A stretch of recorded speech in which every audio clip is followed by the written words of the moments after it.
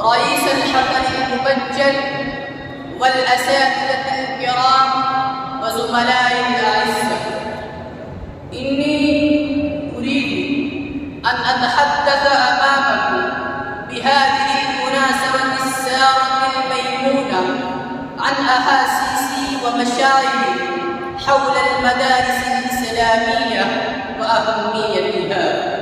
يا إخواني، إن المدارس الإسلامية لها أهمية باهرة مسلمة، ولها دور فعال في بناء المجتمع الإسلامي المثالي، ولها فعال حميدة في ترويج العلوم الإسلامية ومعالمها، ولها تأثير كبير في صيانة القيم الإسلامية ومعالمها، ولها قوة نافذة أقوى في محاربة الحضارة الغربية التي تستعصي أصول المجتمع الإسلامي المتدين بغاية من السرعة، وهي مناهج مضية يستذر بها القلوب الدائية المتحيرة.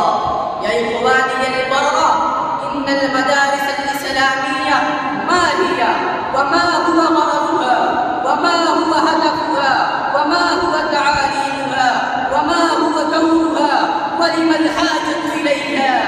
يا إخواني، أجوبتها قادرة وبالغة كالشمس في رابعة النهار، وفضلها على الكليات المعاصرة كقدر القمر ليلة البدر على سائر الكواكب. إن المدارس الإسلامية حصون دينية يتحسن بها الشريعة الإسلامية الغراء. يا إخواني، هذه هي المدارس الإسلامية التي تصوغ الأذهان والأفكار السليمة، التي تروج الإنسانية والأخوة والمودة والرحمة. هذه هي المدارس الإسلامية التي يتدرب فيها الشبان المسلمون الخلص الأمناء الذين يتولون الزعامة الخلقية والسيادة البشرية. هذه هي المدارس الإسلامية التي تتلالأ فيها روائع الإيمان واليقين.